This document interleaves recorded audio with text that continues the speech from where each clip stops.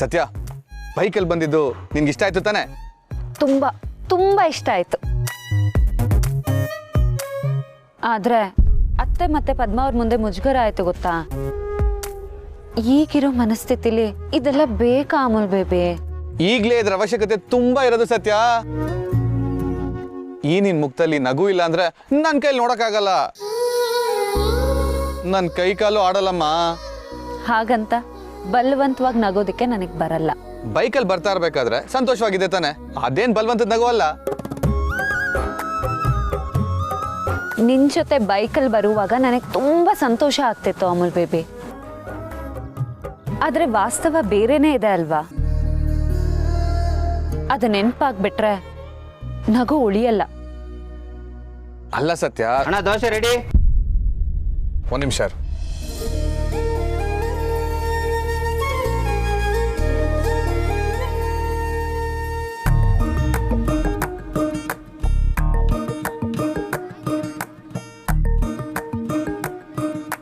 Thank you. ತಗೋ.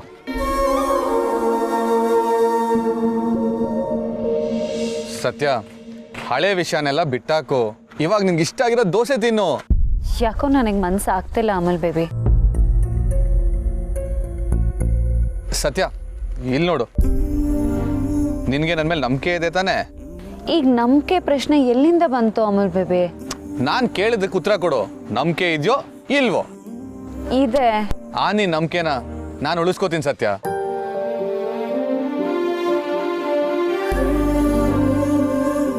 ಅದ್ ಏನಾದ್ರೂ ಆಗ್ಲಿ, ಅಮ್ಮನ್ನ ಒಪ್ಸಿ ನೀನ್ ಪರೀಕ್ಷೆ ಬರೆಯುವಾಗ ಮಾಡ್ತೀನಿ.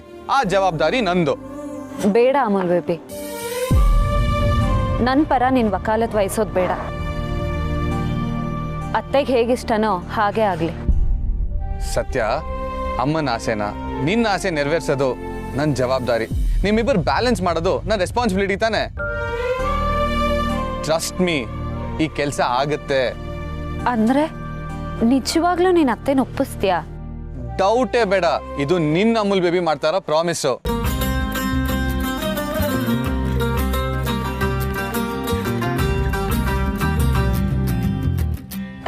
Thanks Amul baby.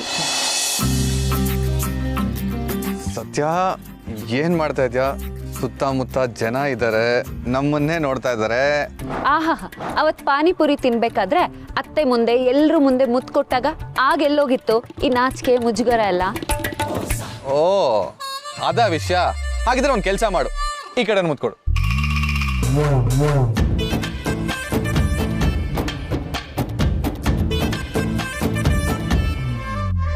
ದೋಸೆ ತಿನ್ನು.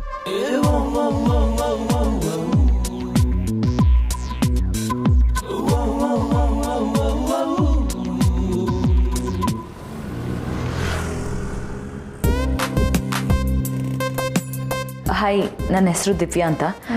ಬಾಸ್ ಪಿ ಆಗಿ ಅಪಾಯಿಂಟ್ ಆಗಿದ್ದೀನಿ. ಬಾಸ್ ಬಂದಿದ್ದಾರಾ? ಇನ್ನೇನು ಬರ್ತಾರೆ, ವೆಯ್ಟ್ ಮಾಡಿ. ಓಕೆ.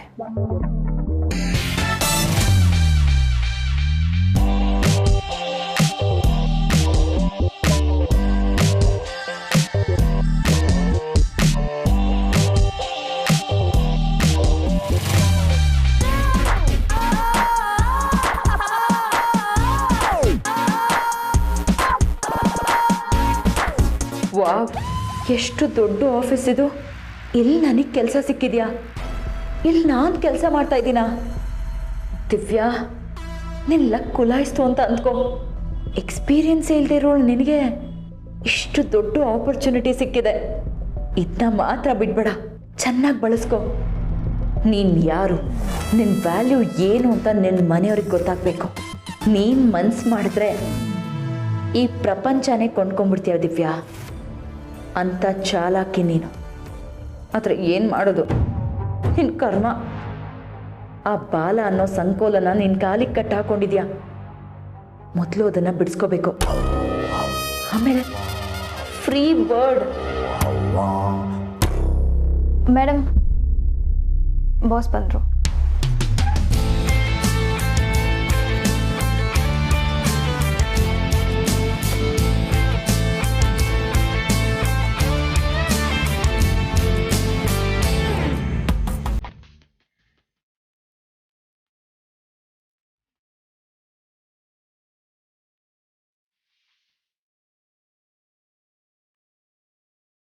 ದುಡ್ಡಿರೋರ್ಗೆ ದಿಮಾಕಿರುತ್ತೆ ಅನ್ನೋದು ನಿಜ. ಆದರೆ ಇವ್ನು ನನ್ನ ಕಡೆ ತಿರುಗೂ ನೋಡದೆ ಹೋದ. ನನಗೇನು ಕಮ್ಮಿ ಆಗಿದೆ? ಸಕ್ಕದಾಗೆ ರೆಡಿಯಾಗಿ ಬಂದಿದ್ದೀನಿ. ಇದಕ್ಕಿಂತ ಇನ್ನೇನು ಬೇಕು? ಸ್ವಲ್ಪ ಜೋರಿದ್ದಾನೆ ಅನ್ಸುತ್ತೆ, ಪೊಳಗಿಸ್ತೀನಿ.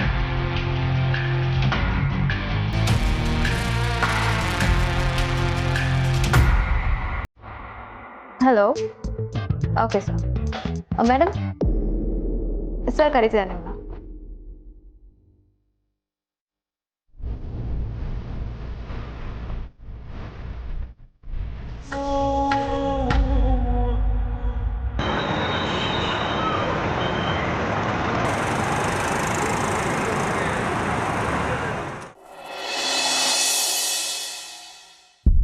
Excuse me.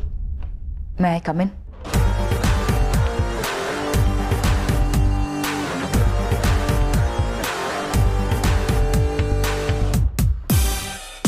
Yo. Like a boom, she's the fashion girl. Get one, shake your body now. Oh, get ready, girls. Let's do some. Get one.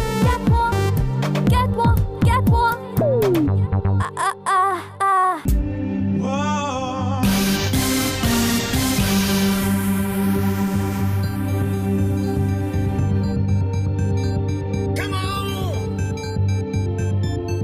ಇವನಿಗೇನಾಗಿದೆ? ಯಾಕೆ ಈ ರೀತಿ ನೋಡ್ತಿದ್ದಾನೆ? ಇವನೇನಾದ್ರೂ ಕುರುಡನಾ? ಚಚೆ, ಹಾಗಿರೋ ಚಾನ್ಸೇ ಇಲ್ಲ. ಸರ್, ಸಾರಿ, ಕಳೆದೋಗ್ಬಿಟ್ಟಿದೆ. ಹಾಂ, ಕೂತ್ಕೊಳ್ಳಿ. Thanks.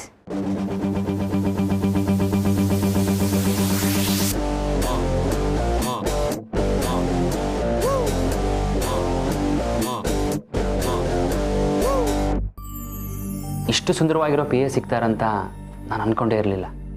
She is so beautiful. ಇಲ್ಲೇ ಇಷ್ಟೊಂದು ಒಡವೆ ಹಾಕೊಂಡಿದ್ದಾನೆ ಅಂದರೆ ಅವನ ಹತ್ರ ಇನ್ನೂ ಒಡವೆ ಇರ್ಬೋದು.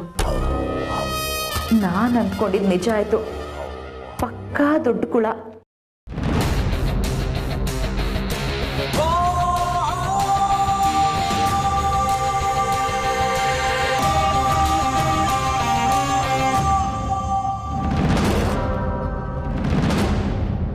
ಛೆ, ಬಾಸ್ನ ಯಾಕೆ ಬಾಲಿಗೆ ಹೋಲಿಸ್ತಾ ಇದ್ದೀನಿ? ಅವನೇನೋ ಯಾಮರ್ಸ್ತಾ ಅಂದರೆ ಎಲ್ಲರೂ ಹಾಗೆ ಇರ್ತಾರಾ? No ways. ನೋಡಿದ್ರೇ ಗೊತ್ತಾಗತ್ತೆ ಇವನು ದುಡ್ಡಿರೋನು ಹೌದಾ ಅಲ್ವಾ ಅಂತ. ಲಾಸ್ಟ್ ಟೈಮ್ ಏನೋ ದಡ್ಡಿ ಆಗಿದೆ, ಆದರೆ ಈ ಸಲ ತಪ್ಪು ಮಾಡಲ್ಲ. ಶ್ರೀಮಂತಿಕೆಗೆ ಒಂದು ಸ್ಟೈಲ್ ಇರುತ್ತೆ, ಅದು ಇವನ ಹತ್ರ ಇದೆ. ಇವನು ನಿಜವಾಗ್ಲೂ ಶ್ರೀಮಂತ. Hi sir. ಏನೋ ಡೀಪಾಗಿ ಯೋಚನೆ ಮಾಡ್ತಿದ್ರಿ? ನಿಮ್ಮ ಬಗ್ಗೆನೇ. ನನ್ನ ಬಗ್ಗೆನಾ? ನಿಮ್ಮಂಥ ಸುಂದರಿ ನನಗೆ ಪಿ ಆಗಿ ಸಿಗ್ತಾರಂತ ನಾನು ಅಂದ್ಕೊಂಡಿರಲಿಲ್ಲ. ದಿವ್ಯಾ ಸರಿಯಾಗಿ ಬಿದ್ದಿದ್ದಾನೆ. ಇದನ್ನು ಚೆನ್ನಾಗಿ ಯೂಸ್ ಮಾಡ್ಕೊ. ಪರ್ಸ್ನಲ್ ಅಸಿಸ್ಟೆಂಟ್ ಆದವ್ರಿಗೆ ಬುದ್ಧಿ ಜೊತೆ ಸೌಂದರ್ಯನೂ ಇಂಪಾರ್ಟೆಂಟ್. ಆವಾಗಲೇ ತಾನೇ ನಮಗೂ ಕೆಲಸ ಮಾಡೋಕ್ಕೆ ಉತ್ಸಾಹ ಬರೋದು. I think I have to appreciate my HR team. They have done a great job. Sir, ನೀವು ತುಂಬ ಹೊಗಳ್ತಾ ಇದ್ದೀರಾ. ಸಿ, ನನಗೆ ಇದ್ದಿದ್ದನ್ನ ಇದ್ದಾಗ ಹೇಳ ಅಭ್ಯಾಸ. ಮಿಸ್ ದಿವ್ಯಾ ಸಿ, ಹೂ ಚೆನ್ನಾಗಿದೆ ಅಂದರೆ ಹೇಳ್ಬಿಡ್ಬೇಕು, ಮುಜುಗರ ಪಟ್ಕೋಬಾರ್ದು. ನಾನಂತೂ ಹಾಗೆ. ಇಲ್ಲೊಂದು ಇಲ್ಲ, ಮನಸ್ಸಿಗನ್ಸಿರೋದು ಬಾಯಲ್ಲಿ ಬಂದ್ಬಿಡುತ್ತೆ. ಇವನು ನಾನು ಸ್ವಲ್ಪ ಸ್ಟ್ರೇಟ್ ಫಾರ್ವರ್ಡ್. ನನಗೆ ನಿಮ್ಮ ಥರ ನೇರವಾಗಿರೋರು ಅಂದರೆ ತುಂಬ ಇಷ್ಟ ಸರ್. ಹಾಗಿದ್ರೆ ನಮ್ಮಿಬ್ರಿಗೂ ಮ್ಯಾಚ್ ಆಗುತ್ತೆ ಅನ್ನಿ.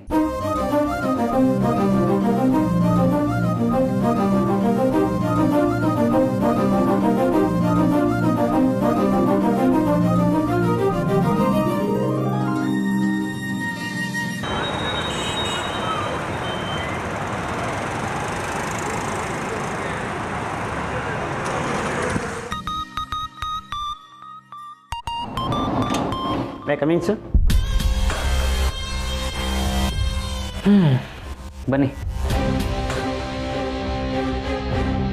ರಾಂಗ್ ಟೈಮಲ್ಲೇ ಬರ್ತೀರಾ. ಇಲ್ಲ ನಾನು ಯಾವುದೋ ಇಂಪಾರ್ಟೆಂಟ್ ಡಿಸ್ಕಷನಲ್ಲಿದ್ದೀನಿ. ಸರ್ ಒಂದು ಸಂತೋಷದ ವಿಷಯ ಇತ್ತು, ಅದನ್ನು ಹೇಳೋಣ ಅಂತ ಬಂದೆ. ಸರಿ, ಅದೇನಂತ ಹೇಳಿ ಹೊರಡಿ. 15 ಪ್ರಾಪರ್ಟಿ ಸೇಲ್ ಆಯಿತು ಸರ್, 50 ಕೋಟಿಗೆ.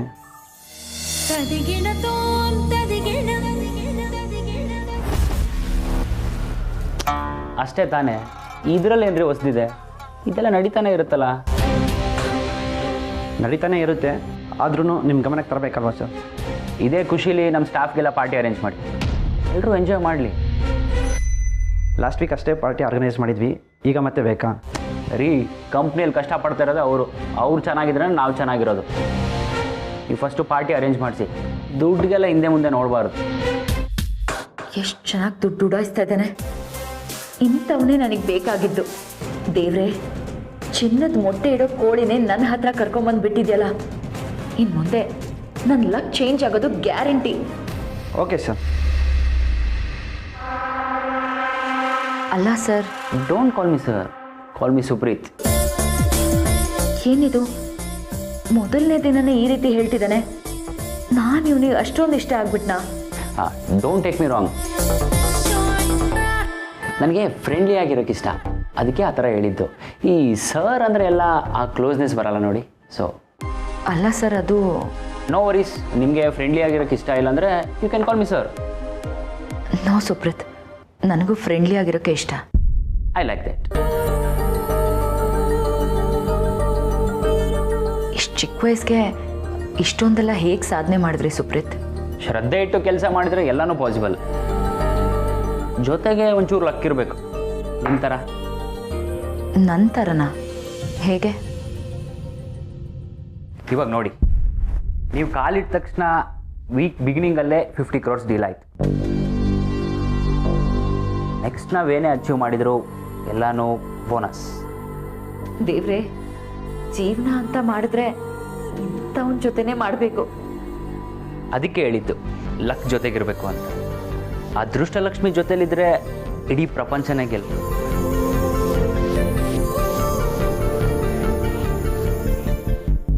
ನೀವು ಲಕ್ಕಿರಿ ನನಗೆ, ಐ ಮೀನ್ ನಮ್ಮ ಕಂಪ್ನಿಗೆ. Thank you Supreeth. ಸಾರಿ, ಜಾಸ್ತಿ ಮಾತಾಡ್ಬಿಟ್ನಾ? ಹಾಗೇನಿಲ್ಲ.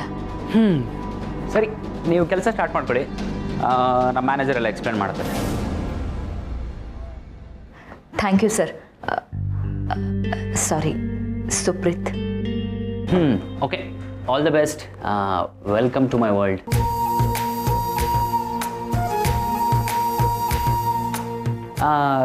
ದಿವ್ಯಾ, ಸಂಜೆ ನಾನೇ ನಿಮ್ಮ ಮನೆಗೆ ಡ್ರಾಪ್ ಮಾಡ್ತೀನಿ.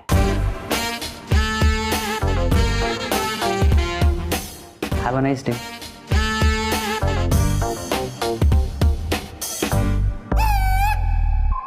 ವಾವ್, ಎಷ್ಟು ಬ್ಯೂಟಿಫುಲ್ ಆಗಿದ್ದಾಳೆ.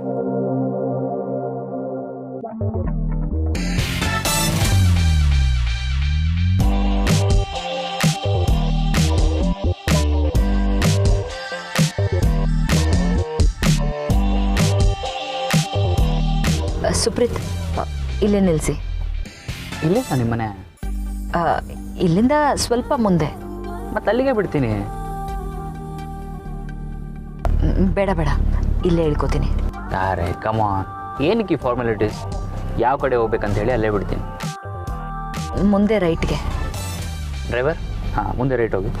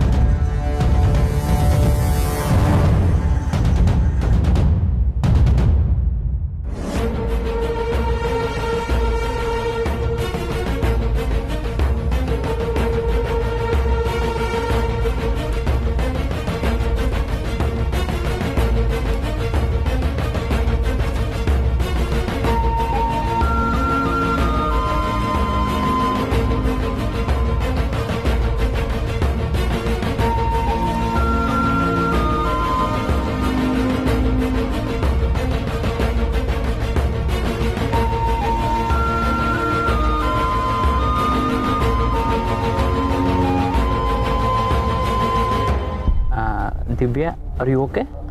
ಹಾಂ ಐ ಆಮ್ ಓಕೆ. ನೋಡೋಕ್ಕಾಗ ಅನಿಸ್ತಾ ಇಲ್ಲ. Any problem?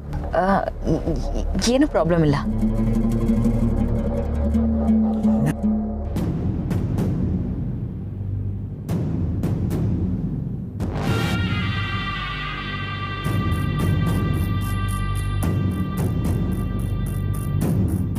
ದಿವ್ಯಾ ಈ ರೋಡಲ್ಲಿ ಎಲ್ಲಿ ನಿಮ್ಮ ಮನೆ? ಇಲ್ಲೇ ನಿಲ್ಲಿಸಿ.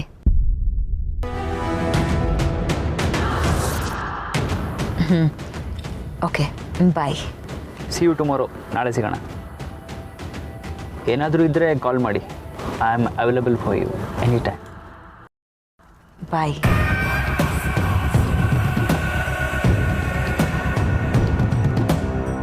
ಡ್ರೈವರ್.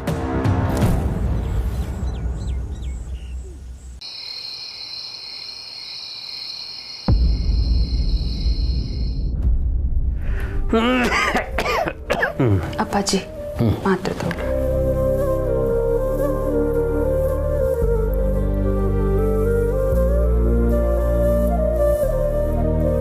ಪದ್ಮ, ಯಾಕಮ್ಮ ಒಂಥರ ಇದೆಯಾ?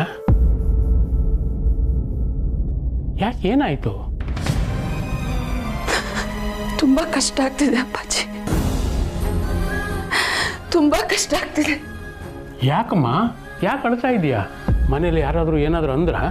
ಅಯ್ಯೋ ಅಪ್ಪಾಜಿ, ಇಲ್ಲಿ ಏನೂ ತೊಂದರೆ ಇಲ್ಲ.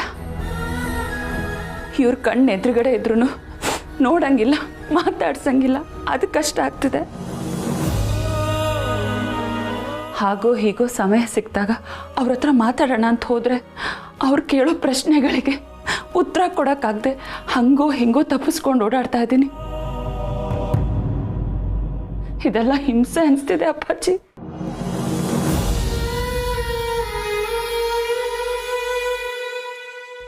ಬೇರೆ ದಾರಿ ಏನಮ್ಮ ಇದೆ? ವಿಧಿ ಇಲ್ಲ, ಸಹಿಸ್ಕೊಂಡಿರ್ಬೇಕಷ್ಟೇ. ಒಂದು ಕ್ಷಣ ಎಡವಿದ ತಪ್ಪಿಗೆ ಇದು ಪ್ರಾಯಶ್ಚಿತ್ತ ಅಂದ್ಕೊಂಡು ನೀವಿಬ್ಬರು ಹೊಂದ್ಕೊಂಡು ಹೋಗಬೇಕು ಅಷ್ಟೇ.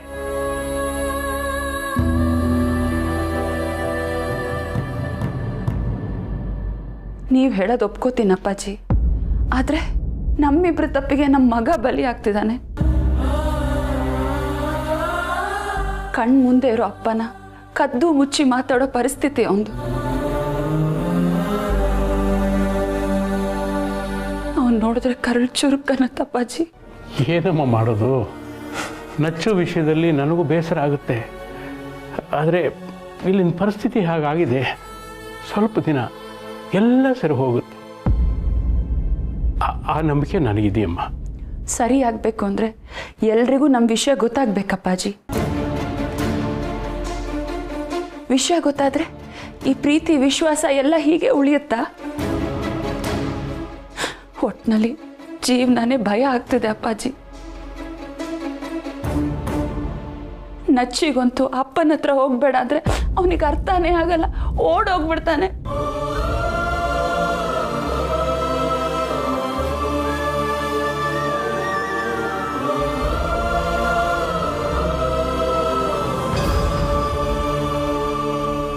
ಈ ಸಮಸ್ಯೆಗೆ ನಾನೇ ಒಂದು ದಾರಿ ಹುಡುಕ್ತೀನಿ. ಸ್ವಲ್ಪ ದಿನ ನನ್ನ ಮಾತಿಗೆ ಬೆಲೆ ಕೊಟ್ಟು ಸಾವಧಾನವಾಗಿರೋ. ಮುಂದೆ ಏನಾಗುತ್ತೋ ನೋಡೋಣ. ಸರಿ ಅಪ್ಪಾಜಿ, ನೀವು ರೆಸ್ಟ್ ಮಾಡಿ. ನನ್ನ ಗೋಳು ಹೇಳ್ಕೊಂಡು ನಿಮಗೂ ತೊಂದರೆ ಕೊಟ್ಬಿಟ್ಟೆ. ಯಾವತ್ತೂ ಹಾಗೆ ಅನ್ಕೋಬೇಡಮ್ಮ. ಇಲ್ಲಿಗೆ ನಿನ್ನನ್ನು ಕರ್ಕೊಂಬಂದಿದ್ದೆ ನಾನು. ನಿನ್ನ ಕಷ್ಟ ಸುಖ ನೋಡ್ಕೊಳ್ಳೋದು ನನ್ನ ಕರ್ತವ್ಯ ಅಲ್ವಾ? ಅಪ್ಪಾಜಿ ಅಂತ ಬಾಯಿ ತುಂಬ ಕರಿತೀಯ.